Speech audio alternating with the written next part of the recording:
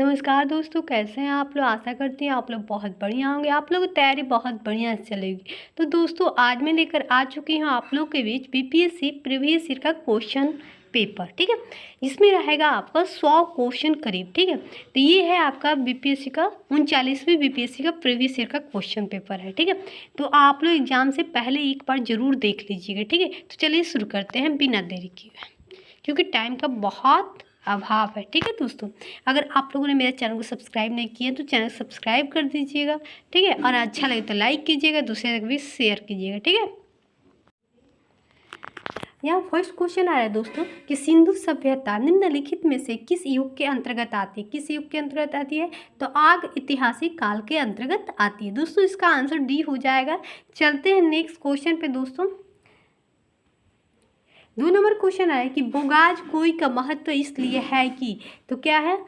तो ये है, इसका आंसर ये हो जाएगा, वहाँ जो अभिलेख प्राप्त हुए हैं उसमें वैदिक देवी एवं देवताओं का वर्णन मिलता है। ठीक है दोस्तों, इसका आंसर ये हो जाएगा। आइए नेक्स्ट क्वेश्चन पे पहुँचते हैं। यहाँ पे दे रहा 3 नंबर, गायत्री मंत्र किस पुस्तक में मिलता है? तो ऋग्वेद में मिलता है। दोस्तों इसका आंसर सी हो जाएगा। चलते हैं नेक्स्ट क्वेश्चन पे।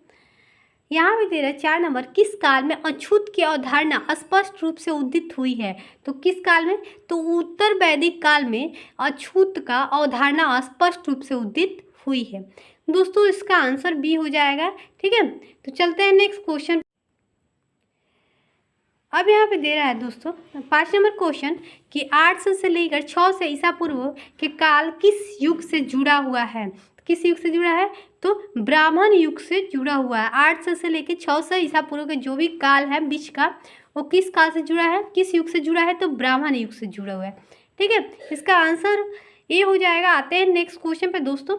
यहाँ पे 6 नंबर क्वेश्चन आ रहा है कि संगम युग में उरायूर किस लिए विख्यात है? किस लिए विख्यात है? तो कपास के व्यापार का महत्वपूर्ण केंद्र के लिए विख्यात है। दोस्तों इस याद रखिएगा, ये सब क्वेश्चन बहुत इंपॉर्टेंट एग्जाम में आने का चांस रहता है। ठीक है, अब आ रहा है यहाँ पे 7 नंबर, भागवत संप्रदाय के विकास में किसका योगदान अत्यधिक था? तो किसका था? तो गुप्त वंश का सबसे ज़्यादा योगदान था भागवत संप्रदाय में। गुप्त युग में पूजा पाठ शुरू हुआ, फिर मंदिर बनना शुरू हुआ, जितना मतलब हुआ है ना, सब गुप्त काल में ही हुआ है। ठीक है, आइए नेक्स्ट क्वेश्चन पर पहुंचते हैं दोस्तों। यहाँ पे 8 नंबर दे रहा है, आजीवक संप्रदाय के संस्थापक कौन थे? तो कौन थे? तो मखलीपुत गोसाल थे। मखलीपुत गोसाल थे। इसका आंसर दोस्तों डी हो जाएगा। आते हैं नेक्स्ट क्वेश्चन पे दोस्तों। यहाँ पे दे रहा है 9 नंबर कि उस स्रोत का नाम बताएं जो प्राचीन भारत के व्यापारिक मार्गों पे मौन है। तो कौन है? मिलीपन्हो जो है वो व्यापारिक स्रोत है प्राचीन भारत के। ठीक है, आते हैं नेक्स्ट क्वेश्चन पे दोस्तों। यहाँ पे 10 नंबर आ रहा है कि वह स्तंभ जिसमें अशोक ने स्वयं को मगध का सम्राट बताया, किसमें? तो भाभू स्तंभ में अशोक ने स्वयं को मगध का सम्राट बताया था। ठीक है, चलते हैं नेक्स्ट क्वेश्चन पे दोस्तों। यहाँ पे दे रहे 11 नंबर, किस अभिलेख से साबित हुआ कि चंद्रगुप्त का प्रभाव पश्चिम भारत तक फैला हुआ था? किस अभिलेख से प्राप्त हुआ था? रुद्रा दामन जूनागढ़ अभिलेख से साबित हुआ कि चंद्रगुप्त का प्रभाव पश्चिमी भारत तक फैला हुआ था। ठीक है, याद रखिएगा दोस्तों, ये सब बहुत इंपॉर्टेंट क्वेश्चन है। अब आ रहा दोस्तों यहाँ पे 12 नंबर, किस शासक वंशों ने मंदिर और ब्राह्मणों को सबसे अधिक ग्राम अनुदान में दिया था? तो ये गुप्त वंश हो जाएगा। दोस्तों याद रखिएगा, जितना पूजा पाठ, मंदिर, ब्राह्मणों को दान देना, ये गुप्त वंश से ही स्टार्ट हुआ था। ठीक है, आते हैं नेक्स्ट क्वेश्चन पे दोस्तों। यहाँ पे आ रहा है 13 नंबर कि भारत में मोहम्मद गोरी ने किसको प्रथम ऑक्टा प्रदान किया था? किसको? तो कुतुबुद्दीन ऐबक को। ठीक है, चलते हैं नेक्स्ट क्वेश्चन पे दोस्तों। यहाँ पे दे रहा है 14 नंबर, किस सुल्तान के काल में खालसा भूमि अधिक पैमाने पर विकसित हुई? तो किस काल में? तो अलाउद्दीन खिलजी के समय भूमि अधिक पैमाने पर विकसित हुई थी। ठीक है, इसका आंसर दोस्तों बी हो जाएगा। चलते हैं नेक्स्ट क्वेश्चन पे। अब आ रहे यहाँ पे संतरण काल के सिक्के, टंका, ससगनी एवं जितल किन धातु के बने थे? तो चांदी और तांबा के बने थे। ठीक है, नेक्स्ट क्वेश्चन पे चलते हैं दोस्तों। यहाँ पे दे रहा है कि 12 मासा की रचना किसने किया था? तो मलिक मोहम्मद जायसी ने किया था। ठीक है, चलते हैं नेक्स्ट क्वेश्चन पे दोस्तों। यहाँ पे दे रहा है जवाब विध का संबंध किससे है? तो राज्य कानून से। दोस्तों इसका आंसर ए हो जाएगा। ठीक है, अब आते हैं नेक्स्ट क्वेश्चन पे कि विजयनगर साम्राज्य की वित्तीय व्यवस्था का मुख्य विशेषता क्या थी? तो क्या थी? तो भू राजस्व थी दोस्तों। ठीक है, इसका आंसर बी हो जाएगा। आते हैं नेक्स्ट क्वेश्चन पे दोस्तों। यहाँ पे दे रहे ईरान के शाह और मुगल शासकों के बीच झगड़े की जड़ क्या थी? तो क्या थी? तो कंधार थी। दोस्तों इसका आंसर बी हो जाएगा। ईरान के शाह और मुगल शासकों के बीच झगड़ा का जो जड़ था वो क्या था? कंधार था, जिसके कारण दोनों आपस में हमेशा झगड़ते रहते थे। ठीक है, अब आ रहे दू अस्पा सिंह अस्पा प्रथा किसने शुरू किया था? तो अस्पा प्रथा जो था सिंह अस्पा दू अस्पा जहांगीर ने शुरू किया था। चलते हैं नेक्स्ट क्वेश्चन पे दोस्तों।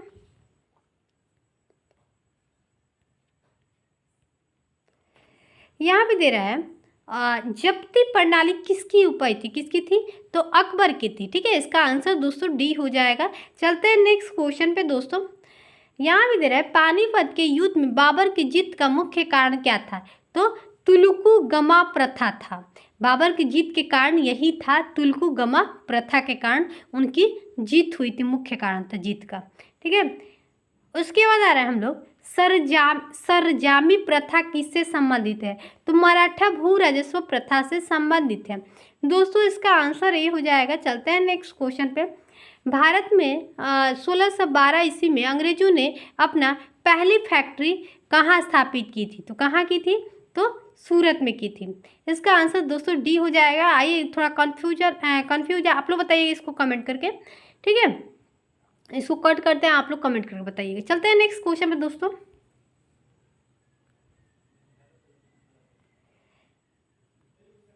25 नंबर क्वेश्चन है महाराष्ट्र में रामूसी कृषक जत्था किसने स्थापित किया? किसने किया था? तो वसुदेव बलवंत फड़के ने शुरू किया था। ठीक है, याद रखिएगा रामूसी कृषक किसने किया था? तो वसुदेव बलवंत फड़के। आते हैं नेक्स्ट क्वेश्चन पे दोस्तों। अवध के एका आंदोलन का उद्देश्य क्या था? क्या था? तो सरकार को लगान देना बंद करना, यही उद्देश्य था अवध का एका आंदोलन का। ठीक है, अब आते हैं नेक्स्ट क्वेश्चन पे। नाई धोबी बंद सामाजिक बायकॉट का एक स्वरूप था जो सन 1919 में, तो ये किसान द्वारा प्रतापगढ़ जिले में चलाया गया था। दोस्तों इसका आंसर ए हो जाएगा। ठीक है, चलते हैं नेक्स्ट क्वेश्चन पे दोस्तों। यहाँ पे दे रहा है 1878 ईस्वी के वर्नाकुलर प्रेस एक्ट किसने रद्द कर दिया था? किसने किया था? तो लॉर्ड रिपन ने रद्द कर दिया था। ठीक है दोस्तों, चलते हैं नेक्स्ट क्वेश्चन पे दोस्तों।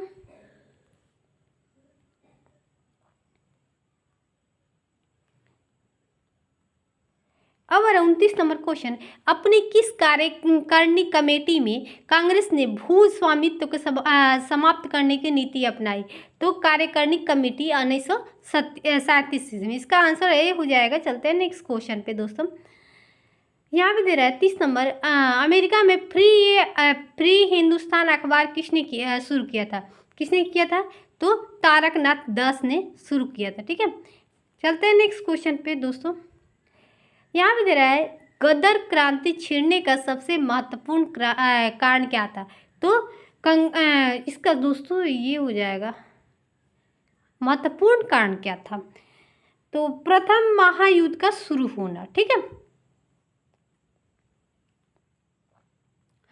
अब दे रहा है 32वां, किस अधिवेशन में होम रूल समर्थक अपनी राजनीतिक शक्ति का सफलतापूर्वक प्रदर्शन कर सके? तो ये हो जाएगा कांग्रेस के सन 1916 के लखनऊ अधिवेशन में। ठीक है,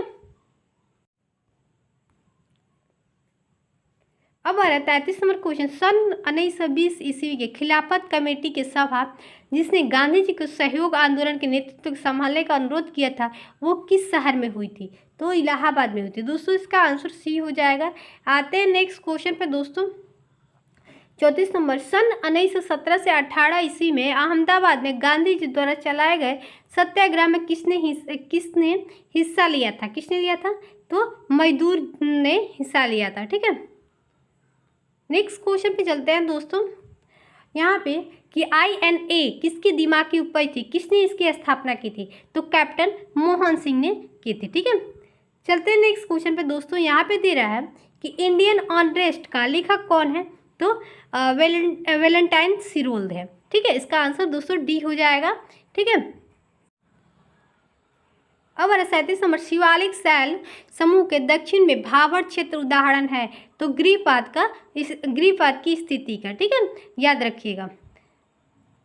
उसके बाद आ रहा है क्वेश्चन दोस्तों यहाँ पे कि द्वीपों का समूह लक्ष्य द्वीप है। तो क्या है? प्रवाल उत्पत्ति का। इसका आंसर यही हो जाएगा। ठीक है, चलते हैं नेक्स्ट क्वेश्चन पे दोस्तों। भारत विस्तृत है, तो इसका आंसर उपयुक्त में से कोई नहीं। ठीक है, आइए इसको विस्तार समझ लेते हैं। कितना है दोस्तों? तो उत्तरी अक्षांश से भारत 8 डिग्री से, यहाँ पे क्या दे रहा है दोस्तों? उत्तरी अक्षांश से 37 डिग्री 6 हो गए यहाँ पे, 37 से 86। देखो यहाँ पे रुको, 86 से यहाँ पे रुक जाओ। यहाँ पे इसका ये हो जाएगा उत्तरी अक्षांश, फिर यहाँ पे पूर्वी देशांश से पूर्वी देशांतर तक फैला हुआ है। ठीक है,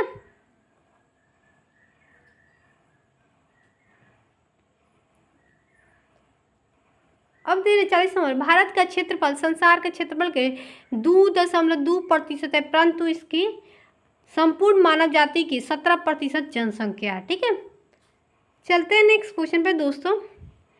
यहाँ पे दे रहा है कि तिब्बत में मानसरोवर झील के पास नदी का स्रोत है, वह क्या है? तो उपयुक्त में से सब होगा। ब्रह्मपुत्र, सिंधु नदी, सतलज। ठीक है, चलते हैं नेक्स्ट क्वेश्चन पे दोस्तों। यहाँ पे दे रहा है हिमालय में हिम रेखा निम्न के बीच होती है। तो किसके बीच होती है? तो 45 से लेकर 6000 मीटर पश्चिम में होती है। ठीक है, इन दोनों के बीच में होती है। यहाँ पे दे रहा है दोस्तों भारत की तट रेखा है, तो कहाँ पे है? तो 61 किलोमीटर लंबी है दोस्तों। इसका आंसर बी हो जाएगा। चलते हैं नेक्स्ट क्वेश्चन। हमारे 44 नंबर क्वेश्चन, निम्नलिखित औद्योगिक कस्बों में छोटा नागपुर के पठार में स्थित है। तो कहाँ है? तो रांची में स्थित है। ठीक है, यहाँ भी दे रहा है दामोदर नदी निकलती है, तो कहाँ से निकलती है? तो छोटा नागपुर के पठार से निकलती है दोस्तों। ठीक है, चलते हैं नेक्स्ट क्वेश्चन पे दोस्तों। यहाँ पे 46 नंबर के गंगा के जलोढ़ मृदा के गहराई भूमि स्तर के नीचे लगभग कितना है? तो 600 मीटर तक होती है। ठीक है,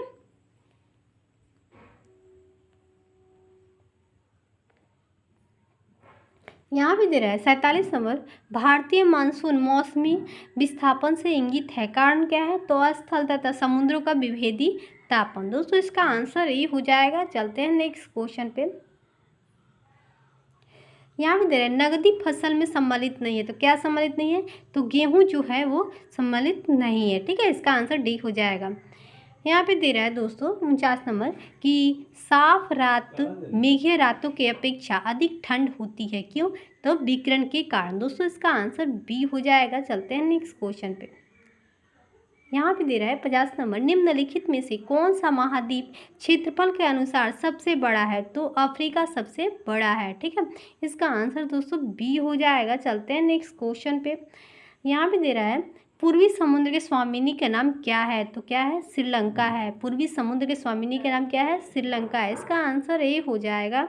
ठीक है, नेक्स्ट क्वेश्चन पे चलते हैं दोस्तों। ये हो जाए निम्नलिखित में से किस युग का मिलान सही है? तो इसका बी हो जाएगा।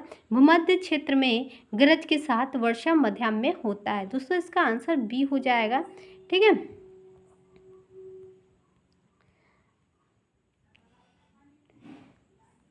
अब यहाँ आ रहा है 53 नंबर, मोना लोआ का उदाहरण क्या है? तो सक्रिय ज्वालामुखी है। ठीक है, याद रखिएगा दोस्तों, ये बहुत इंपॉर्टेंट है।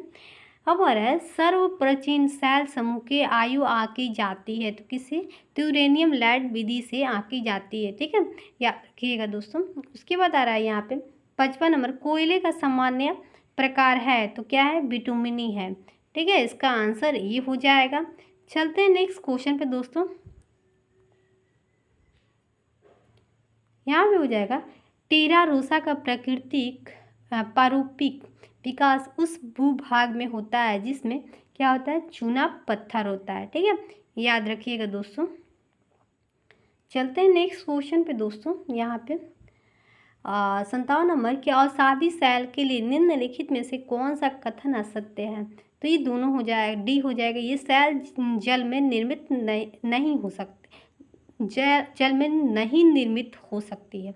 इसका आंसर दोस्तों डी हो जाएगा। चलते हैं नेक्स्ट क्वेश्चन पे। यहाँ पे दे रहा है 58 नंबर क्वेश्चन, टीन मिलता है तो किससे मिलता है, तो प्लासर निक्षेपों से मिलता है दोस्तों। इसका आंसर ए हो जाएगा। ठीक है, चलते हैं नेक्स्ट क्वेश्चन पे दोस्तों।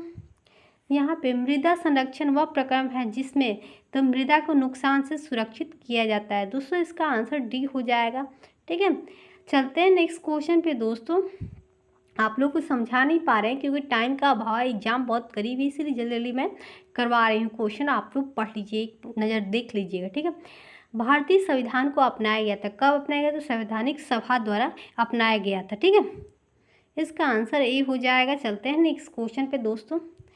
यहाँ पे दे रहे हैं कि भारत में लौकिक सार्वभौमिकता है क्योंकि संविधान की प्रस्तावना आरंभ होती है तो हम भारत के लोग शब्दों में। ठीक है, इसका आंसर दोस्तों डी हो जाएगा। ठीक है, चलते हैं नेक्स्ट क्वेश्चन पे दोस्तों। अब आ रहा है 62 नंबर कि भारतीय नागरिक के मौलिक अधिकारों का वर्णन है, किसमें है, तो संविधान के अनुच्छेद 12 से 35 तक मतलब है। ठीक है, वर्णन है मौलिक अधिकार का। ठीक है, उसके बाद आ रहा है यहाँ पे 63 नंबर क्वेश्चन, एक कल्याणकारी राज्य के आदर्श वर्णित है तो राज्य के नीति निर्देशक तत्व में। ठीक है, इसका आंसर ए हो जाएगा। चलते हैं नेक्स्ट क्वेश्चन पे दोस्तों। यहाँ पे 64 नंबर, भारत के राष्ट्रपति को उसके पद से हटाया जा सकता है तो किससे हटाया जा सकता है, संसद द्वारा भारत के राष्ट्रपति को उसके पद से हटाया जा सकता है दोस्तों। ये क्वेश्चन भी आई है, बहुत इंपॉर्टेंट है, इसको पढ़ लीजिएगा। ठीक है, चलते हैं नेक्स्ट क्वेश्चन पे दोस्तों। यहाँ पे राष्ट्रपति राष्ट्रीय आपातकाल की घोषणा कर सकता है तो ऊपर वर्णित सभी कारणों के आधार पर, हथियार बंद विद्रोह के आधार पर कर सकता है, बाह्य आक्रमण के आधार पर कर सकता है, युद्ध के आधार पर कर सकता है। ठीक है, चलते हैं नेक्स्ट क्वेश्चन पे दोस्तों। यहाँ पे दे रहा है 66 नंबर, कोई वित्तीय बिल प्रस्तावित हो सकता है, कब कहाँ हो सकता है, तो केवल लोकसभा में हो सकता है दोस्तों। ठीक है, चलते हैं नेक्स्ट क्वेश्चन पे दोस्तों। यहाँ पे 67 नंबर, लोकसभा के स्पीकर का निर्वाचन होता है तो किसमें होता है, तो लोकसभा के सभी सदस्य द्वारा लोकसभा के स्पीकर का निर्वाचन होता है। ठीक है, उसके बाद आ रहा है नेक्स्ट क्वेश्चन पे दोस्तों 68 नंबर, भारत में किसी भी सदन का सदस्य हुए बिना कोई भी व्यक्ति कब तक मंत्री पद पर आसीन रह सकता है, तो 6 महीने तक रह सकता है। ठीक है, चलते हैं नेक्स्ट क्वेश्चन पे दोस्तों। यहाँ पे संसद के दोनों सत्रों के बीच अधिकाधिक अंतराल होता है, कितना दिन का, तो 6 महीने का अंतराल होता है दोस्तों। ठीक है, उसके बाद आ रहा है यहाँ पे जहाँ तक लोकसभा में प्रतिनिधित्व का प्रश्न है, कौन से राज्य दूसरे और तीसरे दर्जे पर है, तो कौन है, तो बिहार और महाराष्ट्र है दोस्तों। इसका आंसर ए हो जाएगा। यहाँ पे दे रहा है दोस्तों 71 नंबर क्वेश्चन कि न्यायिक पूर्वावलोकन का अर्थ होता है कि उच्चतम न्यायालय क्या होता है, तो किसी भी राज्य के कानून का अवैध घोषित कर सकता है दोस्तों। इसका आंसर डी हो जाएगा। चलते हैं नेक्स्ट क्वेश्चन पे दोस्तों। यहाँ पे 72 नंबर की पंचायती राज्य विषय है, किस पे है, तो राज्य की सूची पर है। पंचायती राज्य जो होता है वो किस में आता है, तो राज्य की सूची में आता है। ठीक है, याद रखिएगा दोस्तों, VBI है। अब आ रहे हैं दोस्तों यहाँ पे कि भारत में प्रजातंत्र इस तथ्य पर आधारित है कि तो जनता को सरकार को चुनने तथा बदलने का अधिकार प्राप्त होता है। ठीक है, इसका आंसर सी हो जाता है दोस्तों। ठीक है, चलते हैं नेक्स्ट क्वेश्चन पे दोस्तों। यहाँ पे आ रहा है दोस्तों 74 नंबर कि भारतीय संविधान के निम्नलिखित अनुच्छेदों में से कौन सा अनुच्छेद राज्य की सरकार और ग्राम पंचायतों को संगठित करने का निर्देश देता है। तो 40 अनुच्छेद जो होता है वो ग्राम पंचायत के अंतर्गत आता है। ठीक है, उसके बाद आ रहा है नेक्स्ट क्वेश्चन पे दोस्तों, यहाँ पे 75 नंबर, भारत में नियोजित अर्थव्यवस्था आधारित है। तो भारत में कौन सा अर्थव्यवस्था है, तो मिश्रित अर्थव्यवस्था है दोस्तों। ठीक है, इसका आंसर बी हो जाएगा। चलते हैं नेक्स्ट क्वेश्चन पे दोस्तों, यहाँ पे आ रहा है 76 नंबर, योजना आयोग एक है तो क्या है, परामर्शदायी संस्था है दोस्तों। इसका आंसर सी हो जाएगा। चलते हैं नेक्स्ट क्वेश्चन पे दोस्तों, 77 नंबर है कि भारत में आय का सबसे बड़ा स्रोत क्या है, तो प्रत्यक्ष कर है। क्या है, तो प्रत्यक्ष कर है दोस्तों। इसका आंसर ए हो जाएगा। चलते हैं नेक्स्ट क्वेश्चन पे दोस्तों,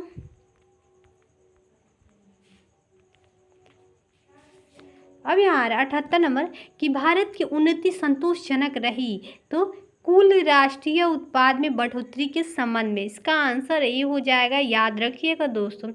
उसके बाद आ रहा है यहाँ पे 8वीं पंचवर्षीय योजना प्राथमिकता देती है क्या चीज़ का, तो रोजगार बढ़ाने का प्राथमिकता देती है दोस्तों। इसका आंसर ए हो जाएगा। अब आ रहा है कि विभाजन के कारण भारत में कौन सा उद्योग सबसे बुरी तरह प्रभावित हुआ, तो जूट तथा रुई के उद्योग में दोस्तों। इसका आंसर सी हो जाएगा। ठीक है, अब आ रहा है यहाँ पे 81 नंबर, भारत के राष्ट्रीय आय का मुख्य स्रोत क्या है, तो क्या है दोस्तों, भारत में राष्ट्रीय आय का मुख्य स्रोत जो है उद्योग है। ठीक है, इसका आंसर दोस्तों ए हो जाएगा। अब आ रहा है 82 नंबर, भारत में किस उद्योग में सर्वाधिक लोग कार्यरत है, किस में है, तो कपड़ा उद्योग में सर्वाधिक लोग उसमें कार्यरत मतलब काम करते हैं। इसका आंसर सी हो जाएगा दोस्तों। ठीक है, उसके बाद आ रहा है भारत में सर्वश्रेष्ठ उत्पादक और उपभोक्ता है, तो दाल का। ठीक है, भारत में सर्वश्रेष्ठ उत्पादक और उपभोक्ता क्या चीज़ का है, तो दाल का। ठीक है, चलते हैं नेक्स्ट क्वेश्चन पे दोस्तों, 84 नंबर आ रहा है कि भारत के प्रथम उर्वरक संयंत्र कहाँ लगाया गया था, तो सिंदरी में। कहाँ पे, तो सिंदरी में दोस्तों। इसका आंसर बी हो जाएगा। चलते हैं नेक्स्ट क्वेश्चन पे दोस्तों, यहाँ पे एक सामान्य शुष्क सेल में विद्युत अपघटय होता है तो अमोनियम क्लोराइड होता है। ठीक है, नेक्स्ट क्वेश्चन पे आते हैं दोस्तों,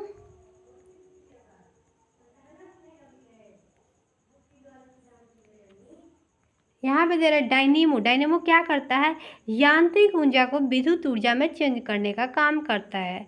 इसका आंसर बी हो जाएगा। चलते हैं नेक्स्ट क्वेश्चन पे दोस्तों, पर आकाश का रंग नीला लगता है, क्यों होता है, तो लघु तरंग और दीर्घ तरंग के अपेक्षा वायुमंडल द्वारा अधिक परिकीर्ण करता है। ठीक है, इसका आंसर बी हो जाएगा। नेक्स्ट क्वेश्चन पे चलते हैं दोस्तों, यहाँ पे दे रहा है 1 माइक्रोन बराबर क्या होता है, 1/1000 होता है। इसका आंसर सी हो जाएगा। चलते हैं नेक्स्ट क्वेश्चन पे दोस्तों, अति चालक का लक्षण क्या है, तो अनंत प्रागम्यता होता है। ठीक है, इसका आंसर दोस्तों डी हो जाएगा। चलते हैं नेक्स्ट क्वेश्चन पे, वर्ष अधिकतम होता है तो क्या होता है, प्लूटो पर होता है दोस्तों। इसका आंसर ए हो जाएगा। चलते हैं नेक्स्ट क्वेश्चन पे दोस्तों, यहाँ पे दे रहा है कि वर्षा की बूंद की गोल आकृति का कारण क्या है, तो पृष्ठ तनाव है दोस्तों। इसका आंसर बी हो जाएगा। चलते हैं नेक्स्ट क्वेश्चन पे दोस्तों, कमरे में रखा रेफ्रिजरेटर का दरवाज़ा खोलकर आप अंत कमरे को थोड़ा गर्म कर सकते हैं। ठीक है, इसका आंसर सी हो जाएगा। नेक्स्ट क्वेश्चन पे आते हैं दोस्तों, किस खनिज से रेडियम प्राप्त किया गया था, तो किस खनिज से, तो पीच ब्लेड से दोस्तों। इसका आंसर बी हो जाएगा। ठीक है, अब आ रहा है यहाँ पे 94 नंबर, परमाणु बम का सिद्धांत आधारित है किस पे है, तो नाभिकीय विखंडन पे है दोस्तों। इसका आंसर बी हो जाएगा। ठीक है,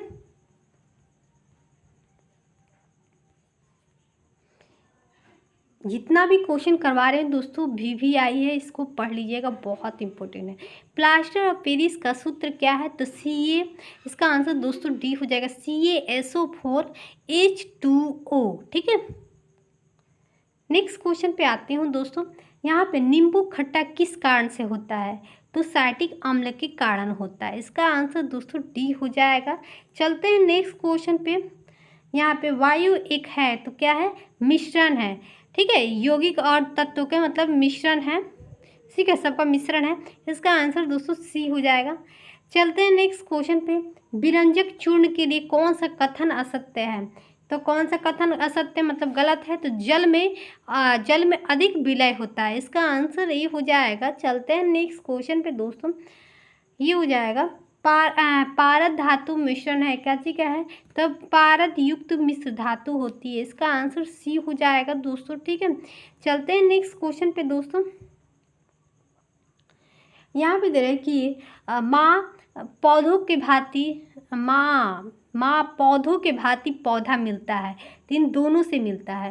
ठीक है, बीजों से मिलता है या तना कांटों से मिलता है। ठीक है, आते हैं नेक्स्ट क्वेश्चन पे दोस्तों। यहाँ पे संसार का सबसे बड़ा पुष्प क्या है? तो रेफोलिया है। रेफोलेसिया है दोस्तों। इसका आंसर बी हो जाएगा। चलते हैं नेक्स्ट क्वेश्चन पे। यहाँ पे दे रहा है मटर पौधा है। क्या है? तो शाक है। ठीक है, चलते हैं नेक्स्ट क्वेश्चन पे दोस्तों। यहाँ पे दे रहे हैं कि जल से बाहर निकाले जाने पर मछलियाँ मर जाती है। क्यों? क्योंकि वो सांस नहीं ले पाती। इसका आंसर दोस्तों सी हो जाएगा। चलते हैं नेक्स्ट क्वेश्चन पे दोस्तों। यहाँ पे दे रहे हैं कि मधुमक्खी कॉलोनी के सदस्य एक दूसरे को किस प्रकार पहचानते हैं? किससे? तो नर्तन से, मतलब उसकी आवाज़ से, भिनभिनाहट से पहचान जाते हैं। इसका आंसर दोस्तों सी हो जाएगा। ठीक है, चलते हैं नेक्स्ट क्वेश्चन पे दोस्तों। अब यहाँ पे दे रहा है कि मनुष्य के जीवन काल में कितने दांत 2 बार विकसित होते हैं? तो 20। ठीक है, इसका आंसर सी हो जाएगा। चलते हैं नेक्स्ट क्वेश्चन पे दोस्तों। यहाँ पे मनुष्य की खोपड़ी में कितनी अस्थियाँ होती है? तो कितनी होती है दोस्तों मनुष्य के खोपड़ी में? आइए इसको विस्तार समझ लेते हैं, आप लोगों को भी कन्फ्यूजन होगा। यहाँ पे दे रहा है कि मनुष्य की खोपड़ी में 29 अस्थियाँ होती है। ठीक है, उनमें से कोई नहीं होगा। जिसका विवेचन इस प्रकार है। गर्दन के ऊपर स्थित सिर का कंकाल है। इसका ऊपर भाग दृढ़तापूर्वक स्थायी रूप से 8 अस्थियों का बना हुआ एक बक्स होता है, जिसे कपाल कहते हैं।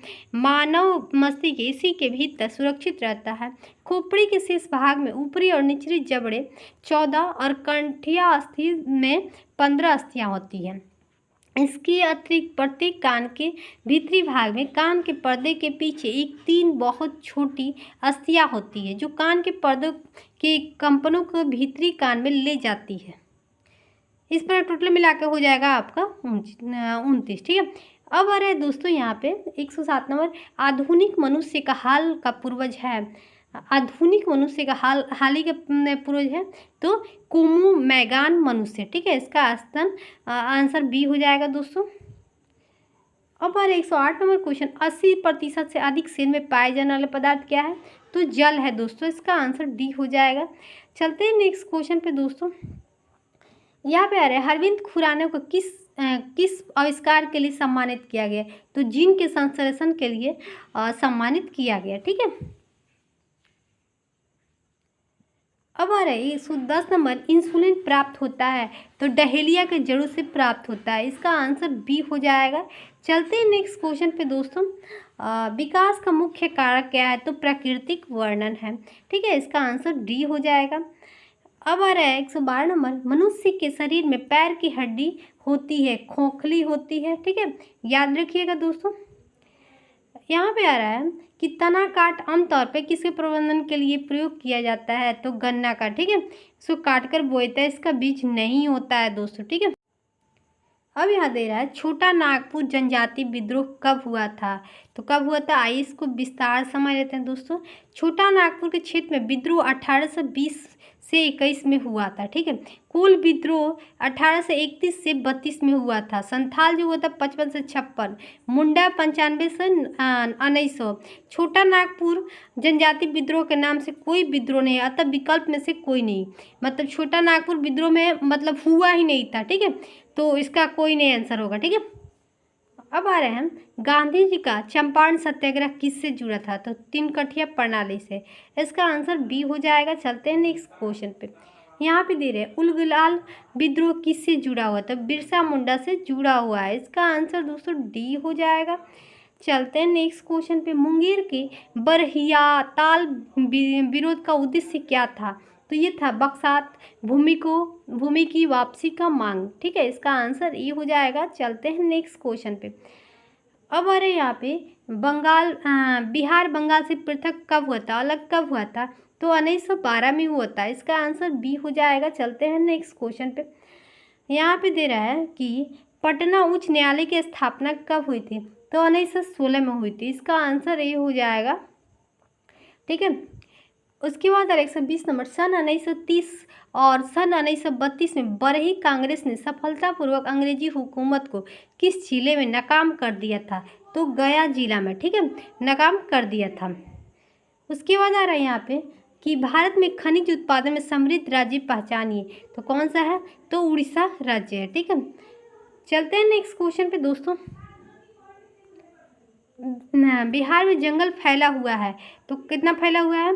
तो ये हो जाएगा जिसमें वृक्षारोपण, तो इतना फैला 9,722। ठीक है, और क्षेत्रफल कितना है बिहार का पूरे? तो 94,163। ठीक है, नेक्स्ट क्वेश्चन पे चलते हैं दोस्तों। 123 नंबर क्वेश्चन है कि बिहार का एक इस्पात कारखाना है, तो कहाँ है? तो जमशेदपुर में दोस्तों। इसका आंसर डी हो जाएगा। चलते हैं नेक्स्ट। अब अरे हुरंडू प्रपात निर्मित है, तो कहाँ है? सुवर्ण रेखा पर स्थित है दोस्तों। ठीक है, ये देखिए दोस्तों रीजनिंग है, आप लोग बना लीजिए, खुद ट्राई कीजिएगा। ठीक है, बहुत इजी है।